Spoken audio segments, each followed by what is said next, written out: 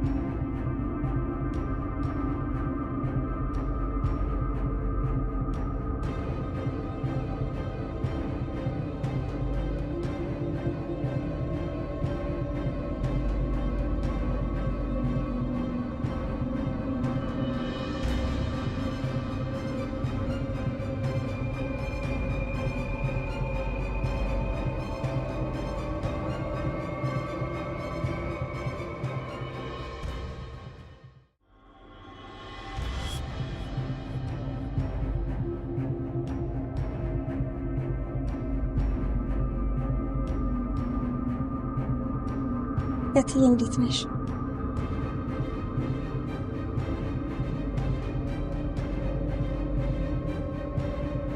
እትዬ ደህና ነሽ? ምን ነው እትዬ? ልጁስ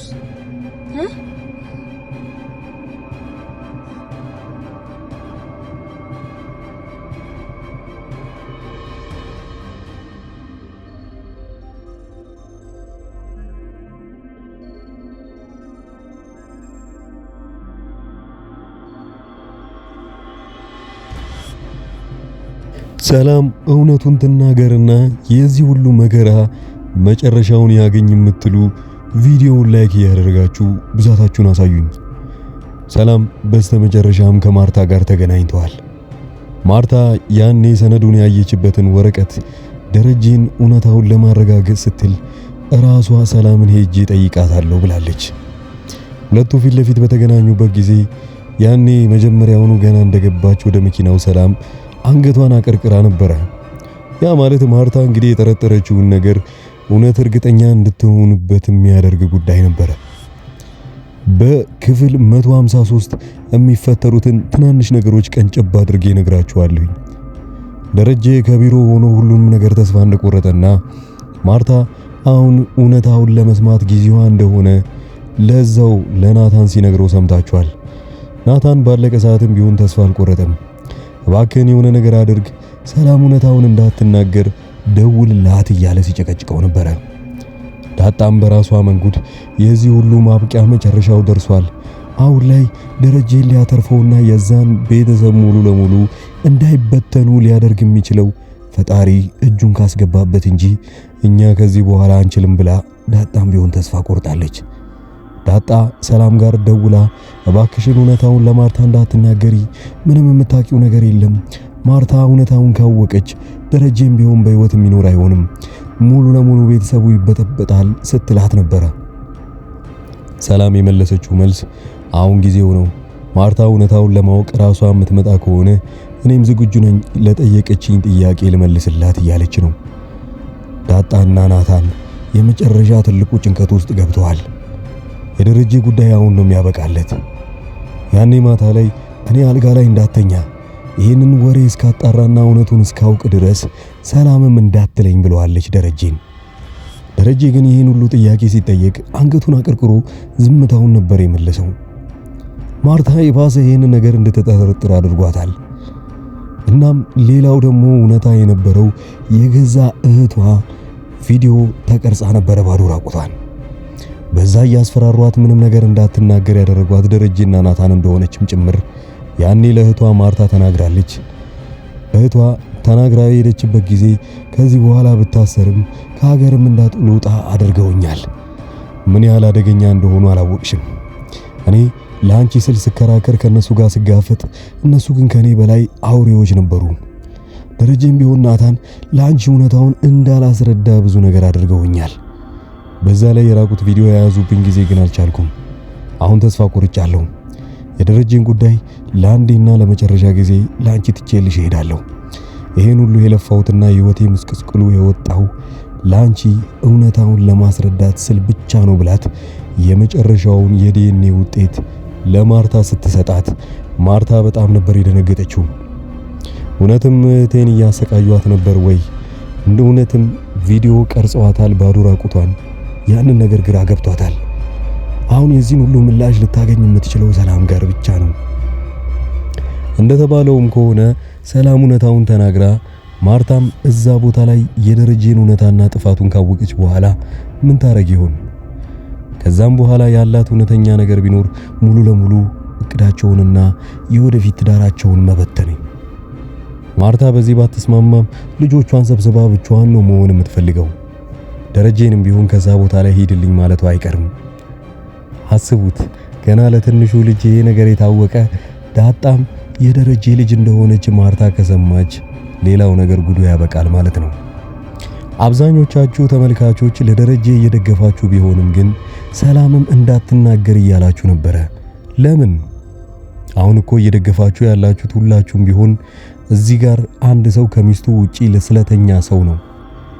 ደረጀ የፈለገ የዋህና ንጹህ ቢሆንም ግን ከሷ ጋር መተኛት በጭራሽ አልነበረበትም። በዛ ላይ ሁለት ልጅ። አብዛኞቻችሁ ሴቶች ስለሆናችሁ ዛሬ የምትከታተሉኝ እስቲ እናንተ በማርታ ቦታ ራሳችሁን እዩት።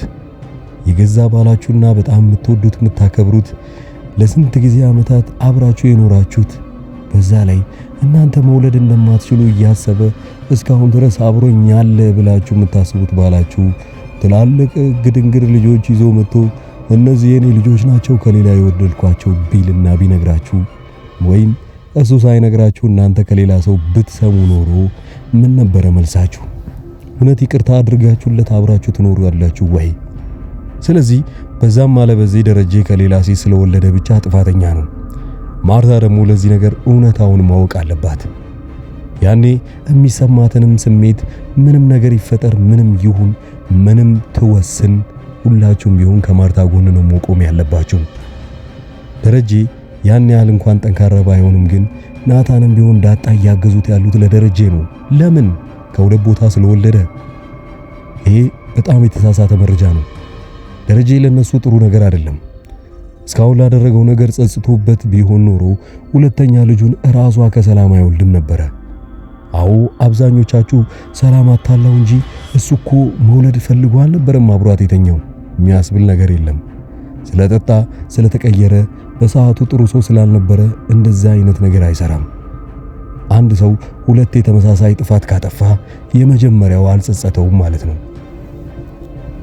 አብዛኞቻችሁ ይቅርታ አድርጉልኝና እኔ እንደውም ስደግፍ የነበረው ከማርታ እህት ጎን ነበርኩኝ። ያኔ እሷ ራሷ ላይ የነበራትን ጠባሳና እህቷ ላይ እንዳይደገም ስትል ብቻ እውነታውን ለማውጣት ወደዛ ወደዚህ የምታደርጋቸው ተንኮሎች ምናልባት እነሱ መጥፎ ሊያስብሏት ይችላሉ እንጂ ወይንም የተሳሳተ መንገድ ተጠቅማለች እንጂ ደረጀም ማጋለጧ በጣም ጥሩ ነገር ሆኖ አግኝተነዋል። እስቲ ወደ ኋላ መለስ ይሄን ያልኩበትን ምክንያት ልንገራችሁ። ያኔ ደረጀ ዳጣ በወለደ ጊዜ ወይንም ዳጣ በተረገዘች ጊዜ ሊጸጽተው ይገባ ነበር ያንን ነገር ስላደረገ ብቻ። ነገሩ በዝምታ አልፏል። ሚስጥሩን ማንም ሰው ስላላወቀና እዛ ቦታ ላይ ማንም ሰው እሱ ላይ ጫና ስላላደረገበት ብቻ ዳጣን ሕይወቷን አበላሽቶባት ከዛ ቤት እንድትወጣ ያደርጋታል። ሰላም ግን ጥፋት እንደሌለባት የምታውቁት በዚህ ቦታ ላይ ስትሆኑ ነው።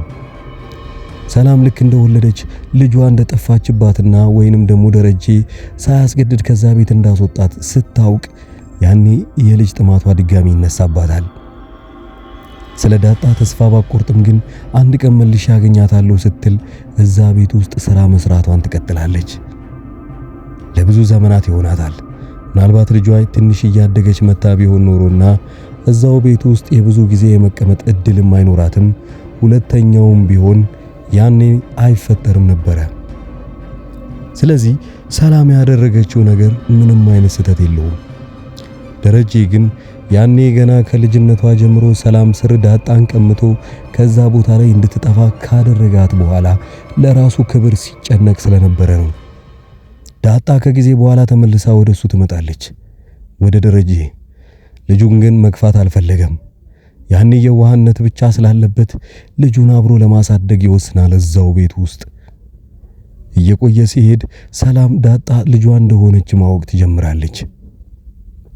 ይሄ ሁሉ እያለ ዳጣም በደንብ ራሷን ስላወቀች ደረጀ አባቴ ከነገ ዛሬ ትክክለኛ እናቴን ያስተዋውቀኛል እያለች አብራ ብዙ ስትቀመጥ፣ ደረጀ ግን በዚህ መሃል ላይ ድጋሚ ተሳሳተ። እዛው ቤት ውስጥ ያለችውን ሰላም አብሯት ድጋሚ ይተኛል። የመጀመሪያው ጫና ስላልፈጠረበትና ያኔ ዳጣን የወለደ ጊዜ ብዙም ስላልጸጸተው ሁለተኛ ልጁ የተፈጠረው ሰላምም የራሷ ያቀደችው እቅድ ቢሆንም ግን ደረጀ መሳሳት አልነበረበትም። በአሁኑ የሚገባውን ተቀጦና ደረጀ የሚደረገውን አድርጋ ማርታ ሁላችንም ከሷ ጎን ልንቆም ይገባል። የመጨረሻውም ጊዜ አይ ሰላም አሁን ላይ መናገር የለባትም ያ ቤተሰብ እንዳይበተን ሲባል ሰላም እውነቱን ካልተናገረችና ከደበቀች ምንም ነገር የሚፈጠር ነገር የለም ብላለች። ዳጣና ናታንም የሚፈልጉት ይሄን ነው፣ ሰላም እውነታውን እንዳትናገር። ማርታ ግን ሰላም ስለዋሸቻት ብቻ እውነቱን ትነግረኛለች ብላ እያሰበች አይደለም። በዛም አለ በዚህ ዲኤንኤ ምርመራውን በራሷ በኩል ታደርጋለች። ደረጀ ላይ እንደዛተችውን ከሆነ ደረጀ ይሄንን ነገር በራሴ መንገድ እስካጣራ ድረስ እኔ እናንተ አንድ ላይ አንተኛም፣ ሰላምም አንባባልም። ውሸት ሆኖ ካገኘሁት ራሴ በሙሉ ልቤ ይቅርታ ጠይቀህና አብረን እንኖራለን፣ እምቀጣውን እቀጣለሁ አለች። ያ ማለት እንግዲህ ሰላምን ሄዳ ስለጠየቀቻት ብቻ ሰላም አይ የሱ ልጅ አይደለም ብትል ራሱ አታምናትም። ያም በዚህም አለበዛ ማርታ ከዚህ በኋላ በራሷ መንገድ የደረጀን ጉዳይ ስታጣራ ደረጀ አንድም ነገር እሷን ተቃራኒ ነገር አደርጋለሁ ካለ ልክ እውነታውን እንዳወቀች አይነት ስሜት ነው እንዲሰማኝ የምታደርገኝ፣ መንገዴ ላይ እንዳትገባ ብለዋለች። ሰላም ግን እውነታውን ለመናገር ቆርጣ ከተነሳችና ስለ ትንሿ ልጁ እውነት ለመናገር ካሰበች በዛውም የዳጣን ጉዳይ ወዲያውኑ ለማርታ መናገር አለባት። አለበለዚያ ግን የትንሿን ልጅ ብቻ እውነታውን አውቃ ገና የሰላምን ወደፊት ለማወቅ የምታደርገው ጥረት ካለ ድጋሚ ሁለተኛ ጥፋት ስለሚሆን በዚሁ በትኩሱ ሁለቱም ሚስጥሮች ባንዴ መፈንዳት አለባቸው።